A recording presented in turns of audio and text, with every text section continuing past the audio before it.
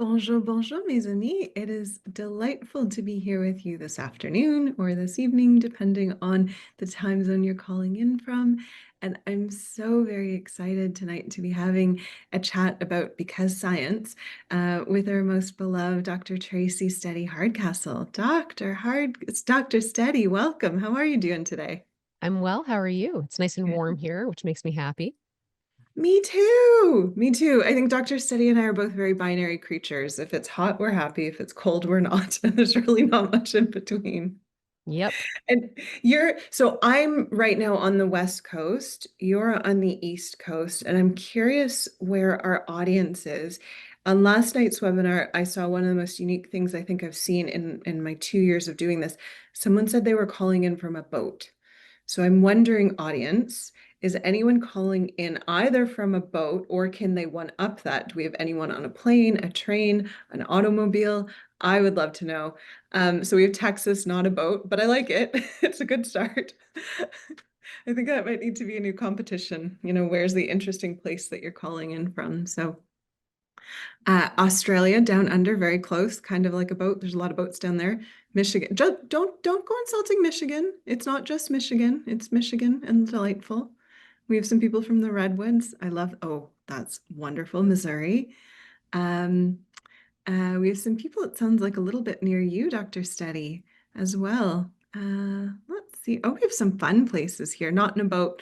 Yeah, no one else is on a boat, but I really love that we're getting this beautiful smattering of people across not only the US, but also Canada and the world. We have someone from Ireland here. Oh, wow. Okay, and we have a few people in cars. So I like this. This is delightful. Welcome, audience. Um, we're very excited to be talking to you this evening or afternoon about something that both Dr. Steady and I are very passionate about. And that is how one beautiful fact of science can kind of snowball and become something that is not just science anymore. And so today we're really excited to offer a little bit of clarity around how MTHFR, which was this gene that's really important towards methylation and different health outcomes, has been distorted a little bit and not fully understood by the public. So today we're going to talk about what MTHFR is, we're going to talk about what it's not, and we're going to talk about what science is telling us and how and why that matters to you and what you can take away from this and how that can better your health. So Dr. Steady, why don't we start off this conversation talking about MTHFR? Why don't we start talking about why it's kind of become very romanced by the public within the health space and why people care about it? So what exactly is MTHFR? MTHFR, the gene produces an enzyme that converts folate into its active form. Mhm. And some people's genetics do that better or worse than others. And so once that was realized in various contexts, it sort of the news about it seemed to spread like wildfire. And it seemed like everything was getting blamed on MTHFR for a little while. Mhm. Yeah, it did. You're right. It did kind of become this panacea of, oh, that's wrong with you. Oh, you have cardiovascular health issues. Oh, you have mental health issues. Oh, you have fertility issues. It must be MTHFR.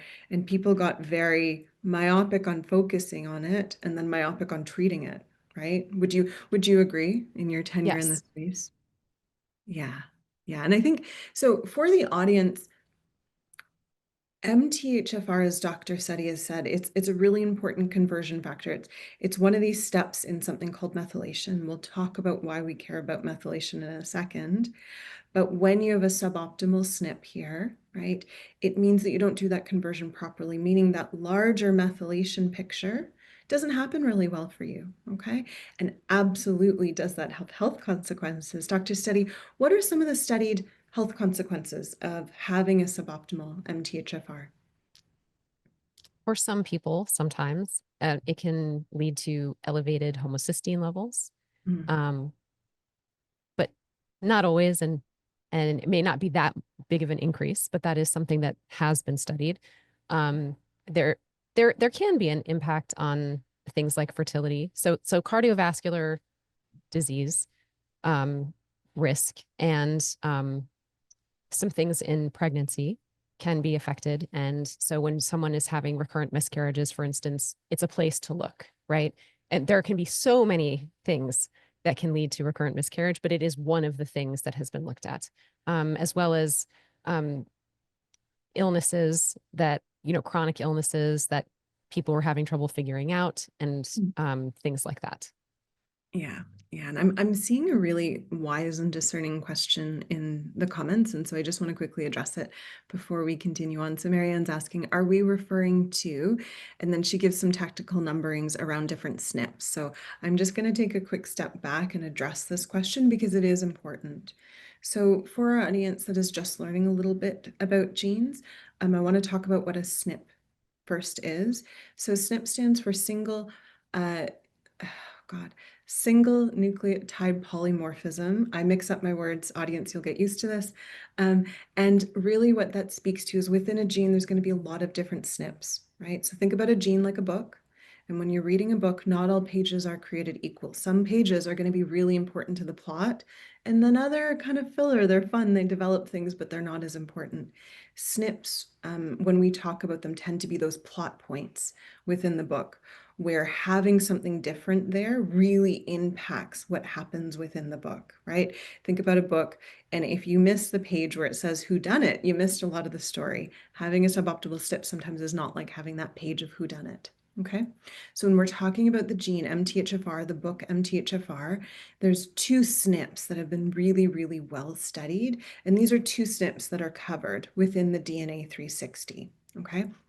The first one is A1298C, and as Dr. Study kind of alluded to, this one is mostly implicated within homocysteine, right? That conversion of homocysteine, and is really important to a lot of cardiovascular outcomes and how you're leveraging homocysteine, so kind of the overall methylation pathway, all right? The second one is C677T, okay? And then this one it impacts homocysteine, not as much, but it does impact it.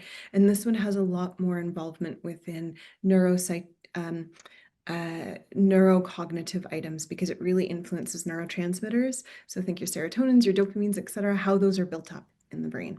So having something tripped up there will really impact kind of a lot of the things you hear about mood and autism spectrum disorder and those sorts of things that are kind of teased into MTHFR. So Marianne, really good question. And this kind of teases apart two important pages that really influence MTHFR. So Dr. Steady, let's kind of go back to the story of how MTHFR has kind of snowballed into this thing that it was. So we were having a conversation that 10 years ago, 10, 15 years ago, MTHFR was kind of the stop and start of what we knew when it came to genes that influenced methylation, right? Yes, absolutely. And everyone from biohackers to the it was implicated in autism spectrum disorders as well. So once people found out about this, it was really it was exciting because it felt like we were getting answers to something that was very elusive. It's just a bunch of things that were very elusive. And if it were that simple, that would be really great. But unfortunately, bodies are almost never that simple, right, Dr. Kosterman? I It's wish, but true. yeah, yeah. Yeah, yeah. And I think also from like a marketing perspective, the social media world, which was kind of in its emergence, really gravitated towards it because, excuse my French, this is going to be profoundly crass. If you add in a few vowels, MTHFR becomes this thing that a lot of people called the motherfucker gene, excuse my French. Again, because if you had a suboptimal SNP or a bad page in that book, it felt like, I'm going to swear because this is really frustrating. And it became this thing that was very marketable, right? Yeah. And then we were like, you also saw the emergence of all of these supplements, right? So talk to me if we are alone just looking at MTHFR, what's the current or the myopic view? How would you fix a suboptimal MTHFR, Dr. Steady? Supplementing with methylated folate. Mhm, So mhm. And the thing is that once that became marketable, a lot of people started putting it into a lot of supplements. Yeah. And so, and if you don't look, I have a friend who I had to say, I think I need to take a look at all of your supplements together because, she had the hair, skin, and nails one. She had the like adrenal one, all of these different things that represented what she wanted her life to look like with all of these Mhm. names that really reflected her goals. But she was definitely taking too many things that had too many B vitamins in them. And so I had to Yeah. step in a little bit. No, this is one of my favorite exercises to do with patients. So audience, let's do this exercise right now. So the audience that are not in cars or boats, and one day we're going to get someone on a plane. Audience that is not in cars and boats. I want you to go to wherever you keep your supplements, be it the medicine cabinet, the kitchen counter, wherever that is. And I want you to pull out all of your combination products, meaning you're not just taking a B12, it's not just a single agent. It's kind of something that is supposed to address, like Dr. Steady mentioned, hair, skin, and nails, or maybe it's supposed to address, maybe it's a multivitamin, or maybe it's a supplement Stress. that stress, beautiful, good one. Pull those out and what you'll see a common theme, especially even if you haven't worked with someone to really refine what you're taking, you'll probably see a lot of appearance of methyl B9 or methylfolate, as well as methyl B12 or methylcobalamin for this very reason of 10 years ago, this gene came on the scene. It was very sexy. And the proverbial we, started putting methylfolate in everything because people wanted it and you could market it, right? Yeah. So Dr. Steady, let's start to, because science this, and let's start to explore what are some, I guess, what has happened in the past 10, 15 years to help educate us that while MTHFR is important, looking at it alone and looking at it, only as if there hasn't been 10 years of research since then, what's happened since then? Well, we have started to look at other genes, for Yeah. one thing. And we've started to notice what happens when people do become overmethylated.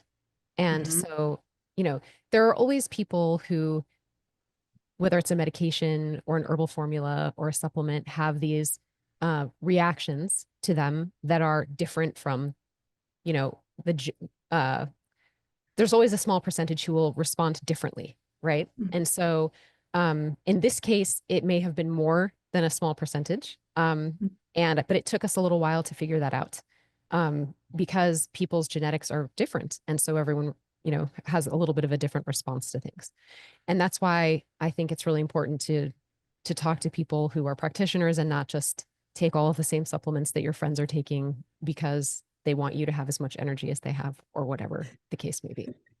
Which I'm sorry that I know that's a frequent lecture that comes out of my mouth, but there's a reason for it. So, um, It's an important lecture. I will happily give you the soapbox and ensure that it's steady as you stand on this one. It's important.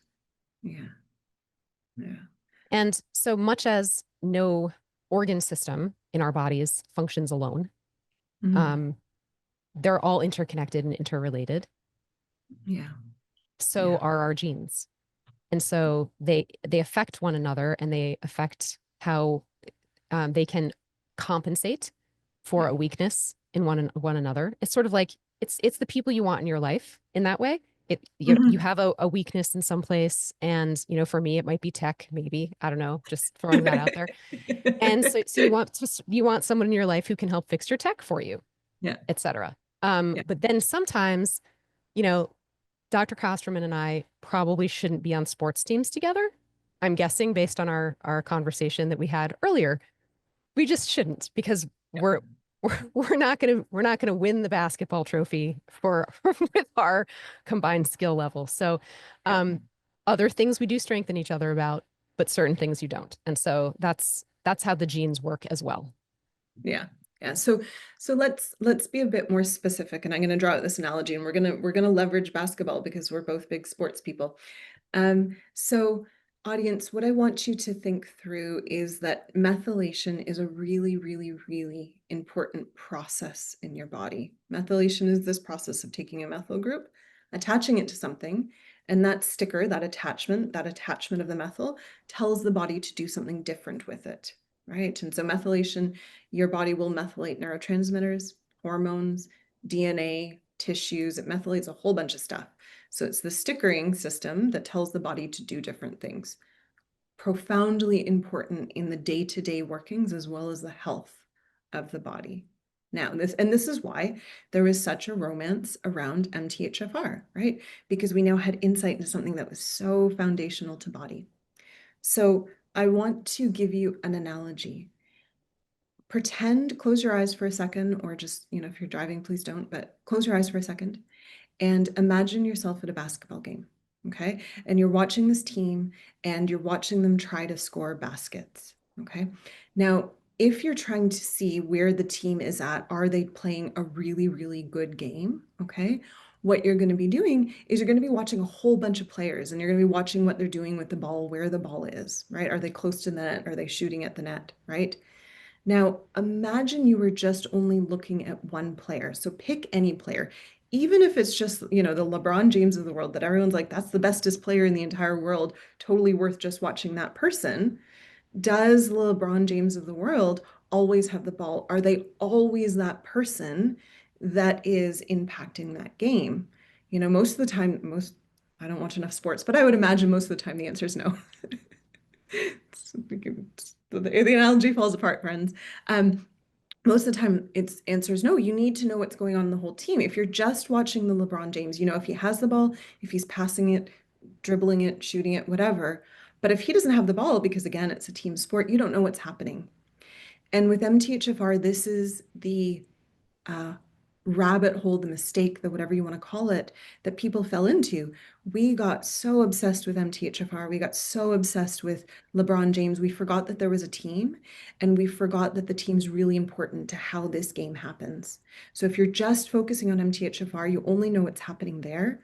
You don't know what's happening with the rest of the team. You don't know what's happening with your methylation. And that might be more important to your health and your health outcomes than what LeBron James or MTHFR is up to, right? So, Dr. Steady, I wonder if you can help me explore a few of the genes that are really important, a few of the teammates that are really important. And why don't we start with probably the most important teammate when it comes to MTHFR? Yeah. SHMT1. Yes, ma'am. Look at that. So what is SHMT1 and why do we care about it? And friends, just friends in the audience, if you have your DNA 360, pull it out and see if you can find your MTHFR. Okay. If you don't have it, we'll happily link to this because this panel, the way we look at methylation, is probably one of the things I'm more proud of that we do here. I'm proud of everything we do, but this has a special place in my heart, our methylation panels. So we can link to how you can get this if you're interested. But audience with DNA 360s, pull it out, look up your SHMT1. So Dr. Steady, why do we care about SHMT1? We care about it because it affects how efficiently the cells process folate and create some intermediates. And so if it is doing that slowly, then it's not a great teammate for MTHFR. So it would be like having a not great teammate trying to support a not great teammate. Yeah, so let's be honest. It's like I'm on the court and you're like, cool, Krista's really struggling. I'm gonna help her. And then you're like, whoops, I forgot I don't know how to play basketball. And then I'm like, I don't know how to dribble. Yeah. Right?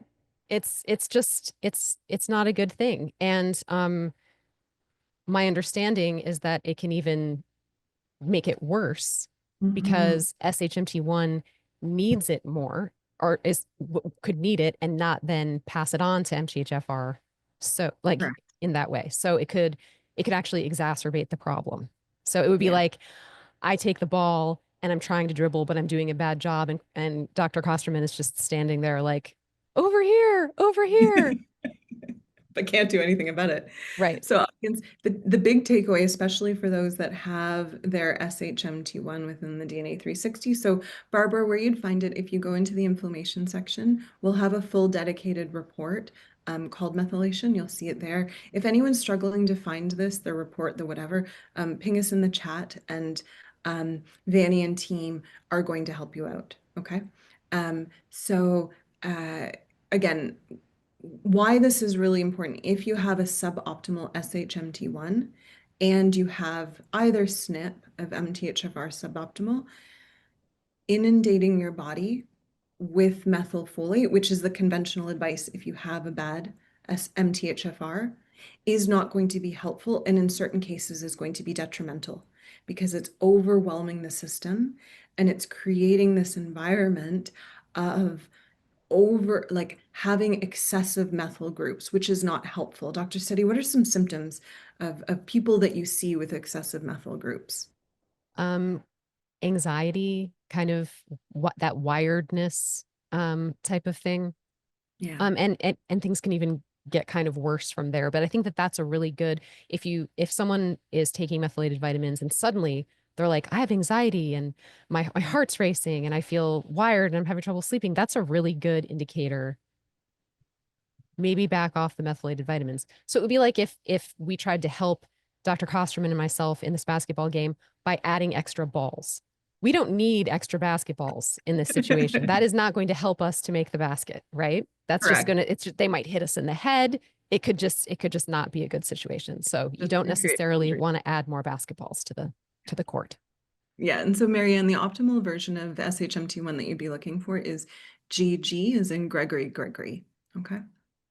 And so, friends, again, this really looks at this part of the cycle. So remembering here and being very specific here, if you have a suboptimal MTHFR, the conventional advice is go take a whole whack of methylfolate, right? And what we're saying is maybe that should be your support, but first check out SHMT1 because that's going to educate you. Can you actually handle that whack of MTHFR? Or sorry, of methylfolate or methyl B9. Okay. And yeah, so Dr. Steady, let's talk about some other players on the court, in particular, the players on the court that deal with cobalamin or B12. So audience, vitamin B12, really, really involved with methylation, right? For especially that methionine. Let's talk about genes that are involved with cobalamin or B12. So those would be MTR and MTRR, which are just so similar in name. And Science. exactly. So MTR is going to encode the enzyme responsible for converting homocysteine back to methionine. And that's an important step because we talked about how a buildup of homocysteine or elevated levels is something that we want to avoid for cardiovascular health. So this process requires both B12 and methylated folate as cofactors. So that is I chose that one first. So Love it. Love it. Yeah. So audience, again, if you have your DNA 360 and you're looking at some of these genes, across the board for these two MTR and MTRR, thankfully, you're just looking for A's, A as in Andrew, across the board, right? And the moment you have a suboptimality there, you want to be mindful of you probably might need additional cobalamin support, but let's be careful. MTRR, your presentation there, is really going to dictate what form is best for your body. Okay, if your MTRR, two R's, if you're seeing a G in there, G is in Gregory, you're in a space where methylcobalamin is going to be, again, throwing far too many balls in the court and is not going to work out so well for you. All right. So the two key genes really that we're looking at if body is going to be happy with a methylated B, either a methylfolate or a methylcobalamin, SHMT1, and then separately MTRR. Okay, this is really, really important. This is why we're talking about why you need to think about MTHFR beyond just that single gene and an entire team of genes. because it's never one player that brings a team to the championship. It's going to be a whole team. Yes, she's nodding. I think they get a cup. I know Toronto won one year, and I should know this because I was really excited when Toronto did win. But here we are. I was just a bandwagon fan, obviously. So, let's. I think we've talked a lot about genes that are involved here, Dr. Steady. Let us talk about why we care about methylation. Why is methylation really important? Because we've kind of danced around it a little bit. We've alluded to brain, we've alluded to fertility, we've alluded to a bunch of stuff. Why do we care about methylation? Because methylation helps with the chemical process of um,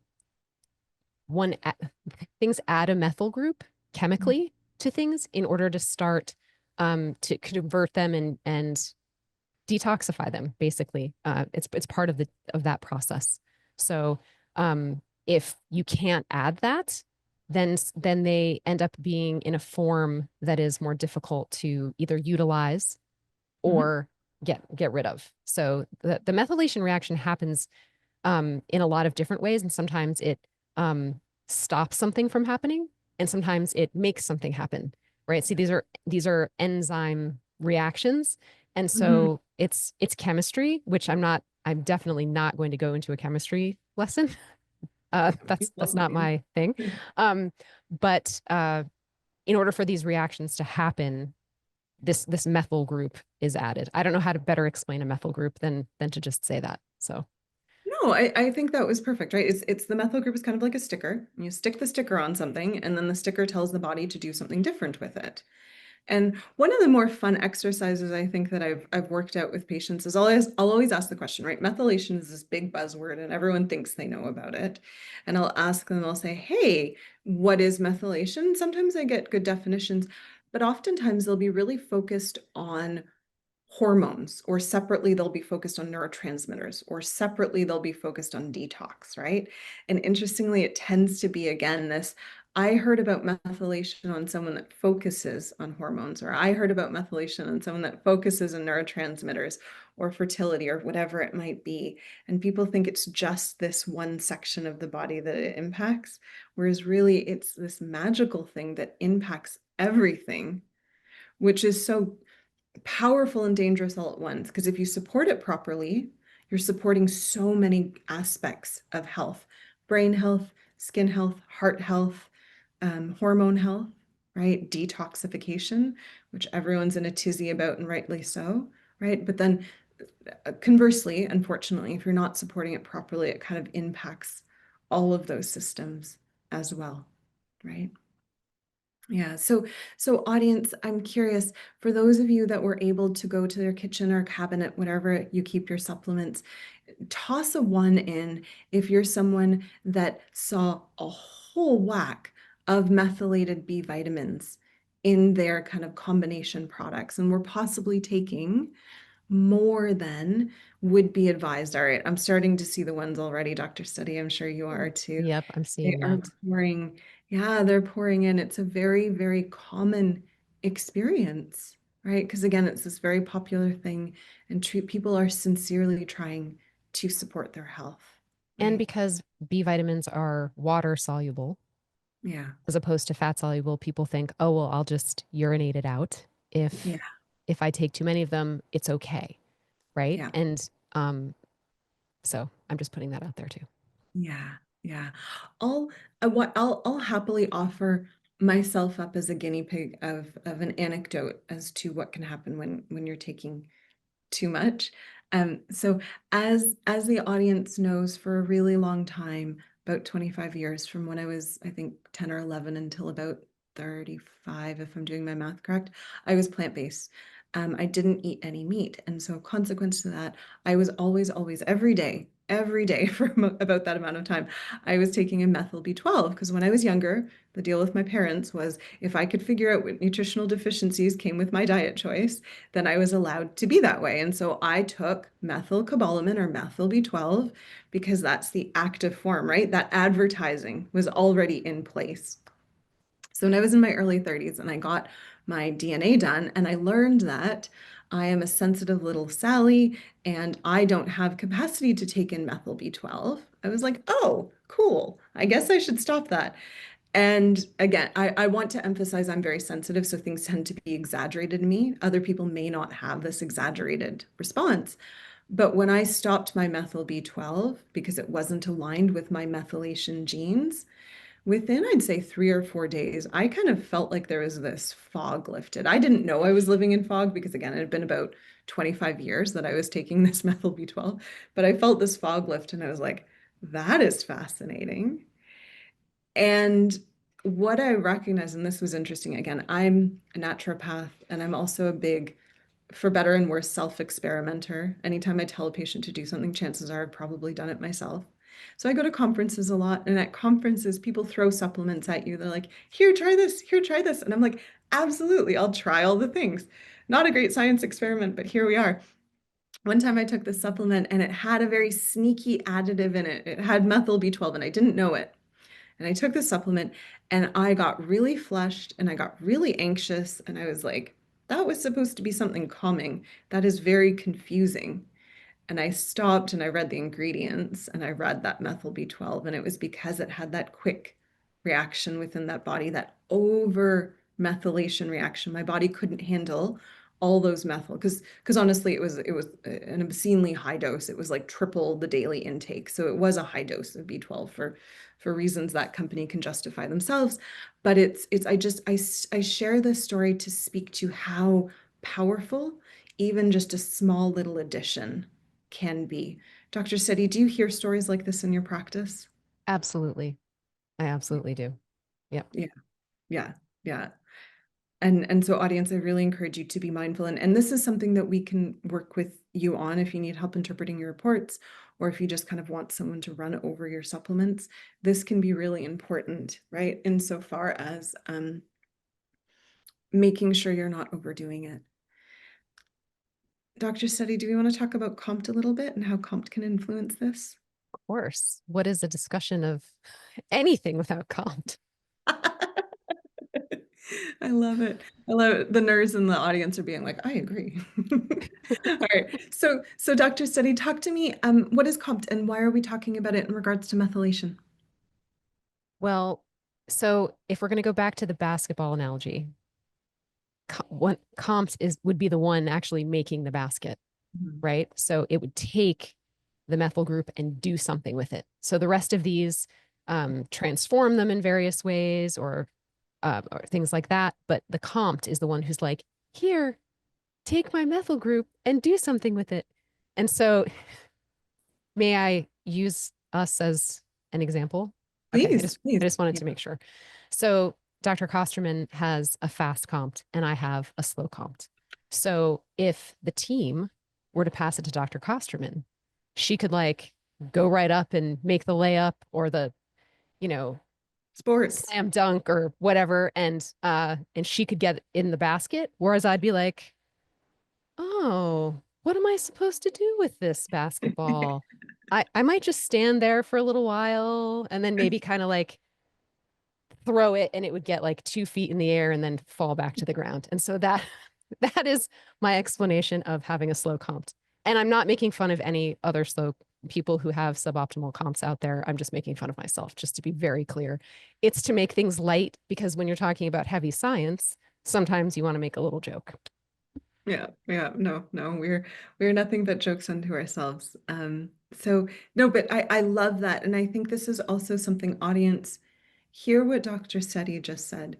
Some people with their COMT, independent of the team, if you have a strong COMT like a LeBron James who's like, cool, I can shoot baskets, giving LeBron James a bunch of balls to shoot baskets, he's like, cool, I can deal with that. If you have a slower COMT, right, it's kind of like giving Dr. Study or I the ball. We're going to look at it and be like, that's a ball. That's interesting, right? And so this really influences, audience, hear this, this influences how much B vitamin, especially how much methyl B vitamin your body is going to be happy to accept, okay? I have seen people with, from that team perspective, so the MTHFRs, the SHMT1s, the MTR, the MTRRs, they have a great profile. and yet they have a slow COMT, and they're not people that can manage a lot of B as in Bob vitamins, okay? They're, Tracy, if you can hear me, there's someone at the door that needs to pick up a package. And so sorry, audience, I'm at the office right now and someone's trying to come in and I just got a little bit distracted. So knowing your COMT is really influential, okay, to how you should be supporting yourself with your B vitamins, and may speak to why, if you're taking a lot of B vitamins, it's not jiving well. That's why, or maybe you're just not taking enough, right? I have capacity to take a lot more B vitamins than the average person because of this, right? And then there are things that you can do to not further slow down your COMT and not put further stress on it. And so knowing that little piece can kind of help things all the way back through, if you can get it to make the basket a little bit better by not further weighing it down, like putting, I don't know, like lead shoes on me or something like that, just making the situation worse. Yeah. Why would you want to do that, right? Yeah, yeah. So, audience, what I'd like to do is Dr. Steady and I show up to serve you. Our goal is not only to make you laugh with our ridiculous ability to play basketball, but to also explain things. And so at the top of the hour, we asked for your poll responses. And so, Vanny, if you could please pull up those poll responses for us. Thank you, Medell. So the first question we asked audience, because this will go to the end of how do we further speak to you to make sure we've clicked in and offered all the learnings that you're looking for. So the first question we asked, how familiar are you with MTHFR? And our audience, 50% of them kind of was like, I know it, but I'm very confused by what MTHFR is. Where we actually had a segment of our audience, 30%, which are experts. And I saw that very much with Marianne, who threw out some numbers and letters and talked about SNPs. And we value that we have both segments here. So thank you, audience. The next question we asked was, have you explored MTHFR testing for yourself or for someone that you care about, be it a patient or a loved one? 70% of the audience had tested themselves. Audience, I'm curious, and please let me know, do you know just your MTHFR, or did you run a larger, more extensive panel that talked about some of the teammates that Dr. Steady and I have covered this evening? I'm very curious to know that, because most people I find who have run this know their MTHFR, but not necessarily the complement. The next question that we asked was, are you aware of other genes that are involved? 50% of our audience said yes, because they do have their DNA 360. So I'm glad, audience, that you have that and you're able to poke into it. I hope that what we were saying tonight helps your use of your DNA 360 more. And then some other people were saying they're aware there's other teammates and other genes, but not necessarily the specifics. And then the last question we asked, what aspect are you most interested in personalizing? How are you going to apply your learnings of MTHFR and methylation? And our audience, I love this, they want it all. They said all of the above. So that includes nutrition, supplements, mental wellness, and detoxification. Yeah. All right. So I think I know that we have quite a few questions in the Q&A, but before we do that, Dr. Steady, any advice that you would offer as a clinician who works so intelligently with patients in particular and being very discerning around supplements, any advice that you would offer people as they're saying, okay, I've just learned all this about basketball and about methylation, and where do I start with it, right? Where do I start with if I want to support myself with B vitamins? How do I think about that, right? What's the advice you have for the audience there? I would, first of all, know what you're taking and how much of it you're taking, and whether or not you're doubling or tripling or quadrupling up, right? And then if you have your gene report, knowing either getting help or figuring out how all the genes interact so that you come up with a big picture. And I would say not to go too strongly in a direction without some guidance, unless you really feel like you heard what we said, you read your report, you're like, I've got this. I completely 100% understand, and I know exactly where to get the supplements that are going to help me. But a good place to start, honestly, is with food. Like green leafy vegetables contain folate in a natural form, and it's not too much, and it's not going to overwhelm your body. And Mhm. you know, if one is not plant-based, things like eggs and liver and meat-based things are often good sources of vitamin B as well. And there are some Yeah. grains also that contain B vitamins. So and nutritional yeast, things like that, so that you can that's a really safe place to start, because you're not going to push yourself in a direction of making things worse by just starting with food. That's Mhm. my that would be my advice. Yeah. I, I I I value and I like that because I find sometimes even people who know their genes, who know their team and are supplementing in the right form, meaning they've selected maybe folinic acid over methylfolate, for example, right? I find that they tend to often overdose. And here's what I'll offer. So we have a product within the Black Label that's near and dear to my heart. It's called Methylation Optimizer. And the reason it's near and dear to my heart is because it's one of the only, if not the only offering on the market that offers um, B9 in a non-methylated form, does not offer B12, and I'll speak to why that's important in a second, and separately is a relatively low dose B as in Bob vitamin. Why do I say that makes it so precious to me is because often people overdo their B vitamins, especially their methyl Bs, and they get themselves in a state of overmethylation, which is that agitation, that anxiety, that kind of wound up palpitation sort of state. And that's because a lot of products, especially for our slow COMT folk out there, are not designed with their genes and their health in mind. Instead, they're more designed to be marketed, right? The American ethos is one of more is better. And when it comes to methylation, often, not always, but often more is not better. So knowing your genes, knowing your COMT is really, really, really important. And for those that are on tonight's webinar, you like anyone can get Methylation Optimizer from our website, but if you toss in the chat that you're interested, I believe that for this webinar alone, there we can offer you a discount code, and I would encourage people to pick that up because I don't know if we've ever offered discounts on our Black Label before.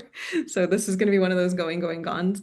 But if you're interested in exploring that product, especially if you have a slower COMT or you know that your SHMT1 is suboptimal and you want alongside a practitioner to explore this, don't hesitate to reach out and we can give you a bit of a discount on that because it's near and dear to my heart because I think Dr. Steady, as we've articulated, more often than not, people are taking way too many. Yeah. All right, Medell, shall we jump into the questions and answers? Because it looks like the Q&A was closed early this evening because people had so many questions for us. So hopefully we're able to offer some insight and support to people this evening. Okay. Let's see. So Lynn is saying that her identical triplet sister, Lynn, that is so cool. That is, I know I should be focused on other things. That's just really cool, Lynn. So Lynn's saying my identical triplet sister has both SNPs of MTHFR. Is it safe to assume that I have it as well? Lynn, in theory and on paper, if you guys are identical, the answer is yes. The one thing I would call up, and this is as someone that's worked at this company for more than 6 or 7 years. I don't do time very well for a very long time, and I've seen a lot of genetic reports. I have seen mutations within people, and that just happens, right? When you think about when the body is having to copy and paste something so many times, sometimes there's a typo that gets through. And so I have seen on rare occasions there be a mutation where twins they'll have most of their genes that are the same, but not every single one. So is it safe? Probably, but not necessarily. So there might be some value of you doing your own testing because there can be de novo mutations, de novo meaning new, but not likely. It's just that that's the honest answer.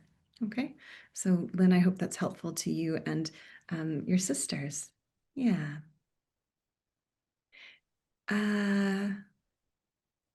Okay, so the next question that I have here is from Diane that says, okay, Diane's just asking that we offer from an MTHFR perspective, we look at 2 different SNPs, just offering that information again. So Diane, there's 2 SNPs that we look at. The first is going to be, and we'll type this in the chat. Actually, Dr. Steady, if you don't mind, if you wouldn't mind just Yep. typing this in the chat. So one is going to be the A1298C, and that one is by and large a little more associated with homocysteine, cardiometabolic outcomes. Okay, and then the other one is 677. The letters surrounding that are escaping me at the moment. We'll update that in a second, but that one is more in regards to cognitive or neurotransmitter production. Okay, so Diane, I hope that answered your question there. And for the audience, all this information is going to be available on repeat. Okay, or sorry, on the replay. All right.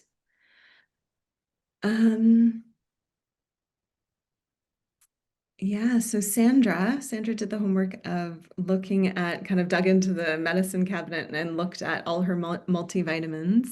And Sandra is saying that one of her multis has methylfolate and the other one has methylcobalamin. And the question is kind of at what point in time is that too much methyl? And so, Sandra, it's a little bit difficult to offer exact advice because we don't know exactly those numbers. But Dr. Steady, what are questions that you would ask to kind of help her start that inquiry as to what might be too much methyl for someone? Well, I don't know what the genetics are. If you know your genetics, then starting with COMT and then working your way through all of them would be the way to go, because that's, once again, if the COMT can't shoot the basket, then it's not going to be great to be taking that. And also some people do really well taking it like once a week or every other day or something like that. And that really just depends on the person. And this is where I know that I sound like a broken record, where personalized medicine is really, really important, because it's about what's best for you. So I wouldn't necessarily say that there's a safe threshold overall for the general population, because that's not how I practice. And I'm not just trying to dodge the question. That's something I value strongly. Yeah. So. No, and I'll offer an experience from my practice that I think really brings this home. I was working with someone that had absolutely wretched PMS and looking especially premenstrually before period, especially in that moment where life just doesn't feel good. There's a lot of study that says SAMe. SAMe is a methyl donor. It's this friend of COMT that helps deliver that methyl sticker. There's a lot of study that says taking SAMe before period can make things feel a bit better. And we were really nervous as to what do we do about this, because their genes otherwise said no methyl groups, nothing works well in that way. And here we are contemplating with this research that says SAMe is really helpful.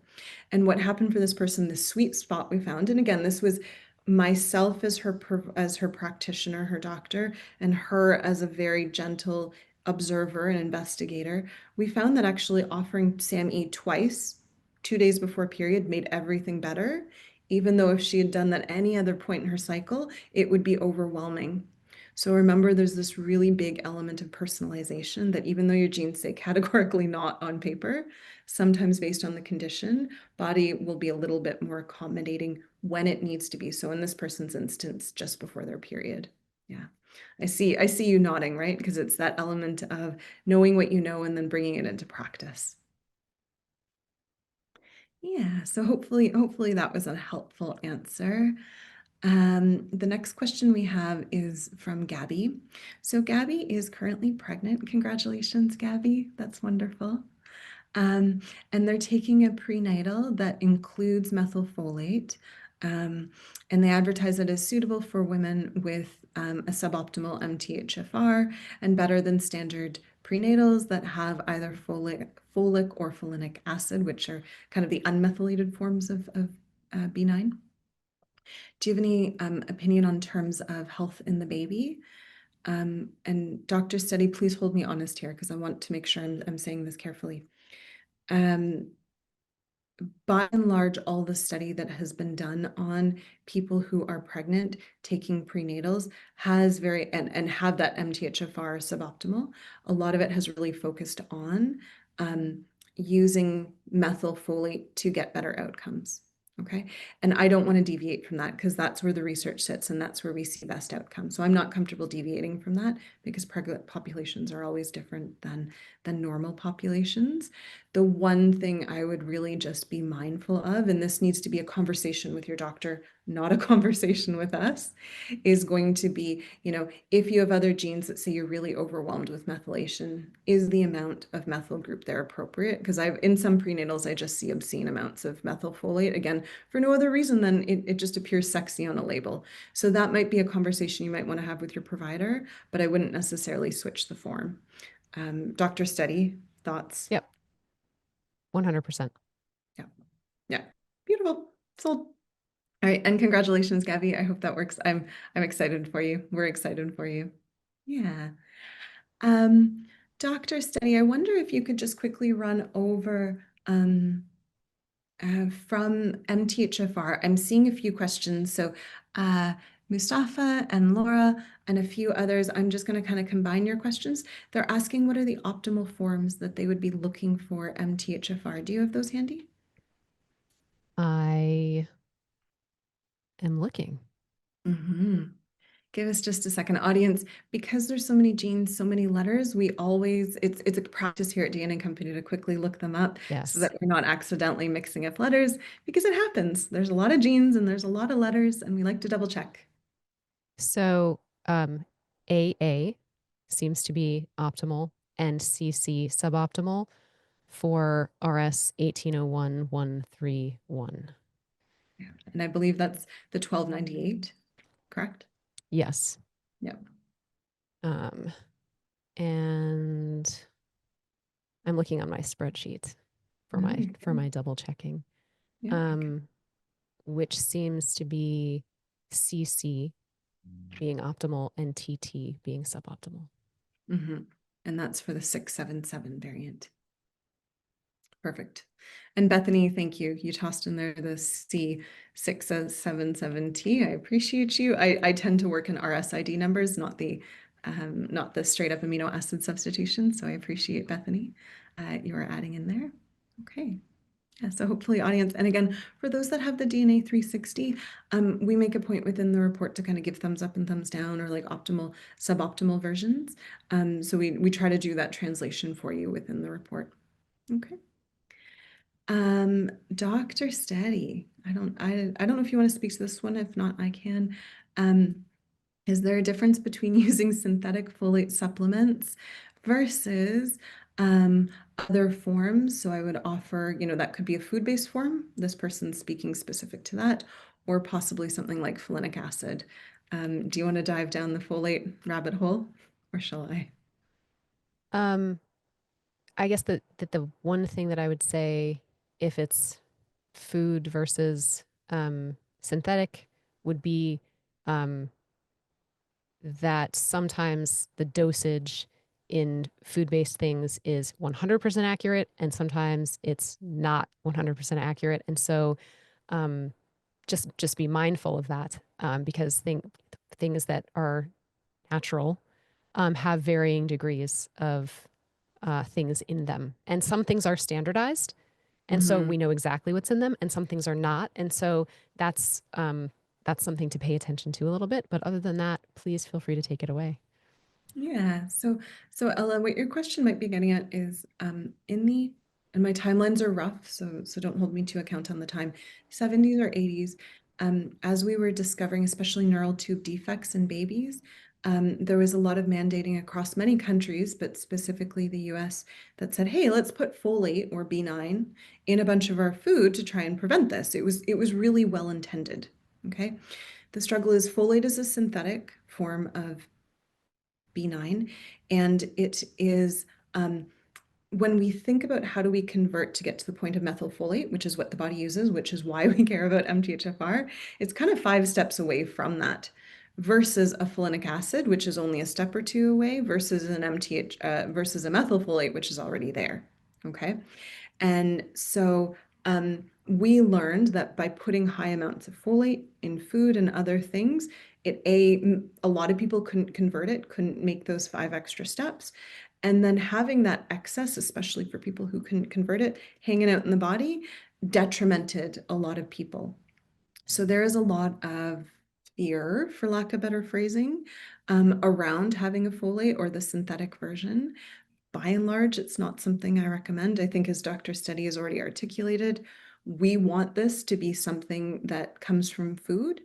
And then if you are someone with a suboptimal SHMT1 and you're looking to do a supplement, then the form of folate that you'd be looking for, the form of B9 that you would be looking for, not methyl, because SHMT1 can't handle that, you'd be looking for a folinic acid. So FOLINIC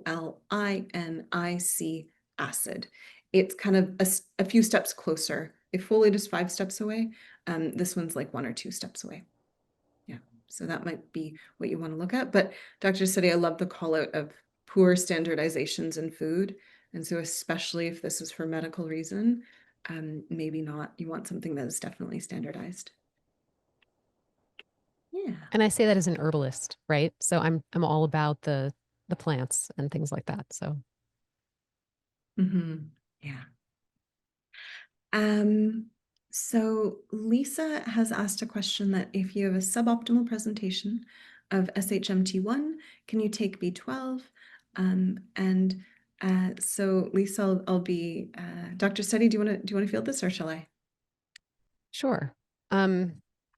So SHMT1 has more to do with the ability to take methylated folate, and the gene that you want to check in on.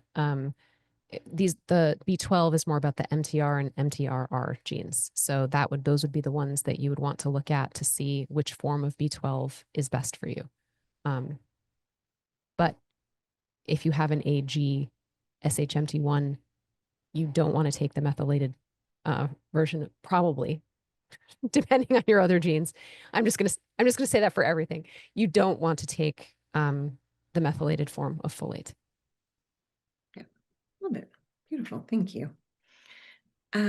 Jackie is asking our next question, and I think we addressed this, but I'm happy to address it again because it's a passion project of ours. Jackie's asking, what do you look for in a B complex? And so as Dr. Steady had said, first, figure out your COMT and kind of work backwards from there, because that might give you a bit of gauge. Are you able to manage higher dose B vitamins versus smaller dose, right? And then also really looking at your genes, your methyl pathway, so your SHMT1, your MTRR, to understand the form of B9 and B12. So as Dr. Steady was just saying, being very specific, SHMT1, B9, MTRR, B12, and knowing that can guide kind of what forms you'd want within there. For the sensitive Sallys of the world, I say that with all the love because I am amongst them. Dr. Seti's smiling because she's a sensitive Sally as well. We do have something called Methylation Optimizer, and I don't offer this as a sales pitch. I sincerely say it's hard to find a lower dose non-methylated B on the market. We're both nodding because this is why we're so militant around keeping this product in supply. If you need it, we have the Methylation Optimizer. And again, if you ping us in the chat, we'll make sure you get that discount code for it. Okay. So Jackie, I hope that's helpful. All right. Let's see. So the next question I have here is, just one second. Yeah, so Janet is asking a really good question here. Janet's asking, you've spoken about you've spoken about different forms of B12 or cobalamin. And can we please talk about the different forms of B12? Because as we know, with folate, we know there's methylfolate, we know there's either a folinic acid or a folate, right? We kind of talked about that synthetic version versus that more naturally derived kind of bioidentical version. And so when we talk about cobalamin or B12, similar conversation is going to come up. Some people, especially with a good MTRR, right, can take a methylcobalamin, okay? If you're not blessed by the gods and you don't have that, the other forms that you can consider, and I'll be specific, the first one's called adenosylcobalamin. The other one is hydroxycobalamin. There's also cyanocobalamin out there. We're just going to kind of ignore that one. Well, I think when it's naturally occurring in small dose, it's fine. By and large, you don't want that as a supplement. Dr. Steady, cyano, where does that come from? I saw you laughing. Well, I Oh, it's okay, it's okay. It's not exactly directly related, but it's a derivative of cyanide. So that's um, what I was that's what was going through my mind. But then I was like, yeah. what if I made that up? So No, I know. And let me be plain. It's not cyanide. You're not going to cyanide poison yourself with cyanocobalamin, but it's adjacent enough. And so by and large, it tends to be something that we avoid. But if you're trying to decide between methylfolate and adenosylcobalamin, or sorry, hydroxycobalamin and adenosylcobalamin, I tend to recommend the adenylyl version.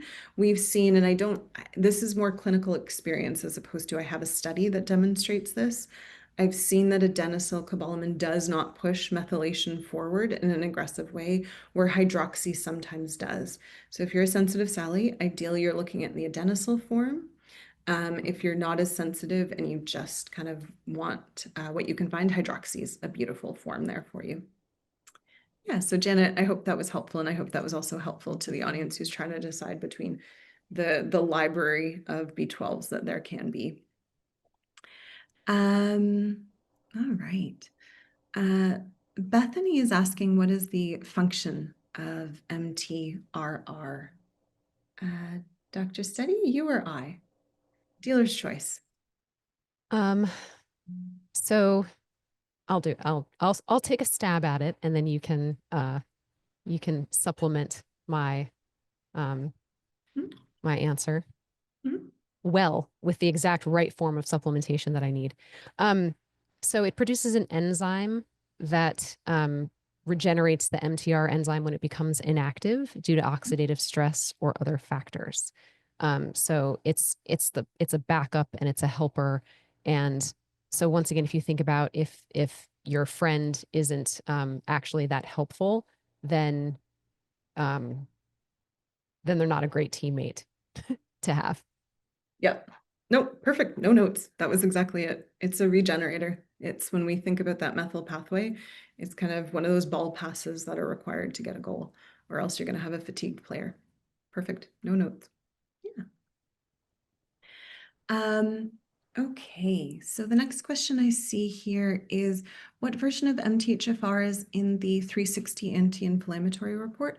Both are. So I believe the 1298 version appears first, and then the 677 appears second. We have added in RSIDs. Audience, what I might do is that we might go in and figure out the way that we can kind of put both notations within. So for audience's awareness, RSID is kind of, think about it like a page number. It's how when we look at that book of the gene, we can figure out where that page is. There's another notation system. I won't get into the specifics of it, but that's what that A1298C is, and that tends to be a little bit more popular when it comes to MTHFR. So we'll add that in. So audience, if you want to come back in a week or two, you'll see that update within the report so that you can kind of better locate the different MTHFRs that you have. Okay, I hope Marianne, that was helpful for you. And if you're still struggling to find where your MTHFRs are, don't hesitate, ping us in the chat and we'll make sure we get you that support of locating those. Okay. All right, so Dr. Steady, Sherry is asking, a client today shared that their B12, and I would imagine that this is serum B12, was at 1909. Okay. And when not on any supplements. Could this be explained by a genetic issue? Yeah. Certainly possible is my answer. Yeah. Yeah. I think it could be. There's an element of if you have suboptimal genes and they're not being properly supported, there's an element of at some point in time the B12 isn't going to be used, right? Um, I would also ask the question though, there's a few places that B12 is put in food and supplements in places that we don't expect it. So I would also be curious, is there a sneaky source of it? Right? Oh, I see. Including non-dairy milks. I definitely noticed that in some things. So just throwing that out there. No, but you see it in sports drinks. You see it in kind of like hydration drinks. It's snuck in a lot of places, so that would be one of my questions. I'd also be curious about diet. Are you eating in a way that um, a lot of organ-based meats, a lot of liver that are high in the B12s, right? And completely absent of folate, of magnesium, of zinc. So audience, when we talked about methylation this evening, we got really focused on B12 and B9. We forgot a lot of other cofactors that are part of this team, okay? B6 and B5, big cofactors. Also zinc and magnesium, big cofactors, right? And so there's an element of I'm curious about diet and is there another deficiency? But so those would be the spaces that Sherry, I would explore. But I think genes are on the table, absolutely, because that's a very high level if there's truly no source of supplemental B12. And we didn't talk about the ball boy. We didn't talk about the ball boy. Do you want to talk about the ball boy? Audience that have hung on to the Q&A, this is a great conversation. Let's talk about that ball boy. Um, I don't even know how to pronounce this because I only ever read it. The FUT2 foot. Is that how you pronounce it, Dr. I say Dawson? if you do too. I think predecessors have said FUT2, and so I think both are open and fair. Okay. Um, so that's the ball person, which provides indirect support for B12 by being in the GI tract, and it influences the ability of B12 to be absorbed. So that's another place where something can go wrong in this B12 situation. If it's just not being absorbed and there's more in the system than can be handled, it's not being utilized by the body in an optimal fashion. I'm sure some of it's being absorbed, but that could be another place to look and to pay attention to when considering B12. Yeah. Yeah. And that tends to be like why I often, not always, but often will recommend people do B12 separately because sublingual, if you have a suboptimal FUT2, not going to be happy in the GI tract, you're not going to absorb it. There's an element of you'll kind of poop, excuse the crassness, poop most of it out. And so it might be something you want to consider as a sublingual tab, which is why we tease it out of methylation optimizer. Yeah. So thank you. I'm glad you brought up the ball person. That was important. Yeah. So Diane's asked a question around the form of B12, and so I think we've spoken to that. Diane, I hope you got your answer there. Jackie asked a question about amount of B complex, and again, Jackie, I think we've spoken to that a few times around the personalization. Let's see. Okay, so Nancy is asking a question, and this kind of piggybacks a little bit off the last question. So Nancy is asking the question, what is the difference between usability, viability of B12 levels in the blood compared to actually tissue utilization? Yeah, so in regards to that, sometimes you can see high B12 in the blood and that not be reflective of really good methylation, right? There's other markers that you'd want to consider. So you might want to think through homocysteine, right? You might want to think about, sometimes they'll do red blood cell folate as well as other markers like magnesium, etc. In certain, and I see this more in urine metabolite, but you can get this in blood work. There's another marker for B12. It's called methyl methonic acid, or MMA. And that can also be another really good gauge of, are you leveraging your B12? Because that's kind of a metabolite of good B12 usage. So when we ask the question of, are you using it in tissues? There's no direct measure, right? We don't have that, Miss Frizzle magic school bus ability to jump into the tissue. I wish we did. So cool. She's one of my hair inspirations. To jump into the tissue, I know, right? One day, and actually see as B12 being used. But there's a lot of other surrogate markers, and I'd really encourage you to work with a provider who can understand what those surrogate markers are, because there's a whole host of them, and they will help kind of give different views of, is your body properly using it? But I think, Nancy, a really good point here is that methyl B12 by and large, or sorry, a B12 serum B12 isn't the stop and start of, is your B12 being used and is it good? Yeah. So I hope that was helpful, Nancy.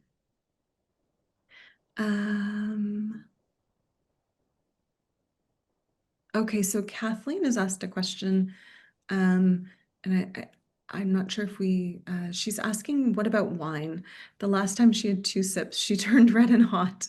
And perhaps this is in relation to kind of me being a sensitive Sally about methyl B12.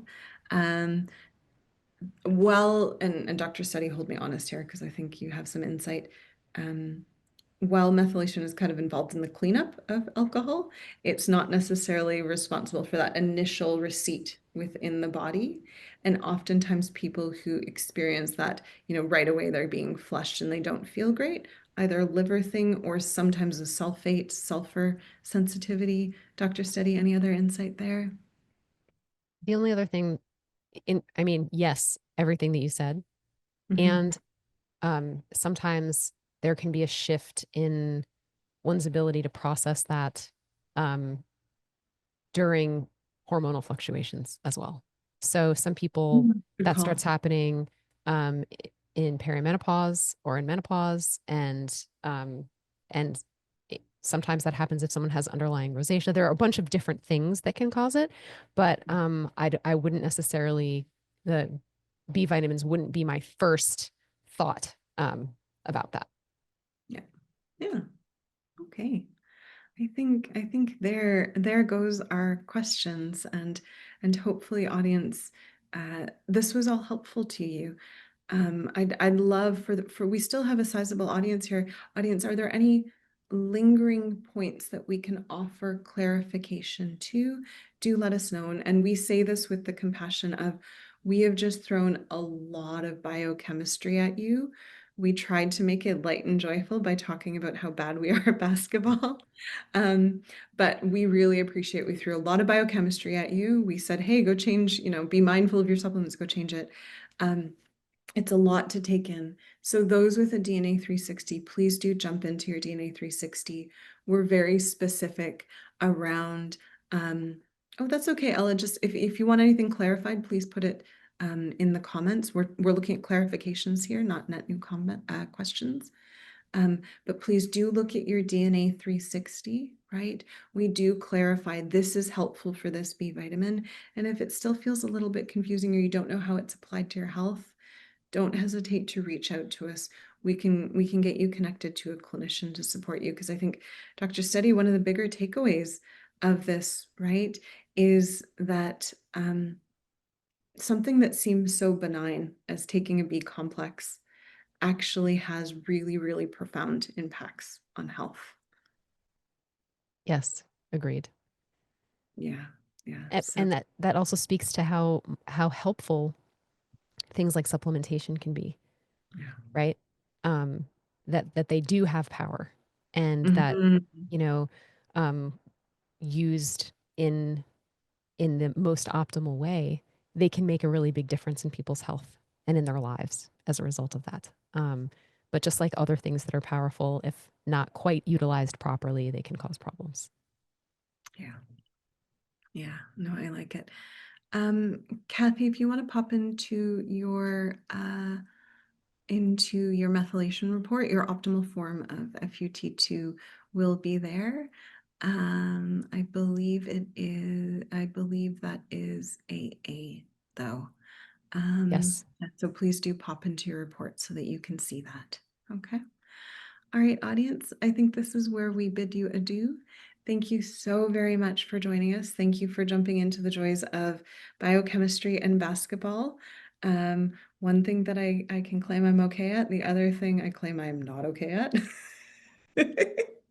And we're so grateful to have you here this evening. If you have any feedback for us insofar as talk more about this, less about that, we would absolutely love it. We show up to serve you and we want to know how we can better serve you in webinars. Dr. Steady, it is a joy and a pleasure, and I'm so grateful that I get to explore these topics with you joyfully, and in reverence of true science, right? I value the integrity and how important clearing up rumor around MTHFR has been with you. So thank you. I think that's it. Shall we dance them out, Madel? We shall. It is dancing time. All right, audience, it was delightful. We'll see you tomorrow evening. Justin and I are here and we're talking about something. I should know this and I apologize. You're going to get an email, and let's not tell the CEO that I don't know what we're talking about tomorrow night, but it's going to be great.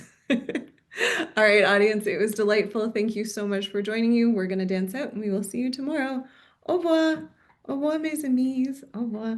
Oh, Dr. Steady does fun dancing with me. I'm grateful for it. Yeah, there we go.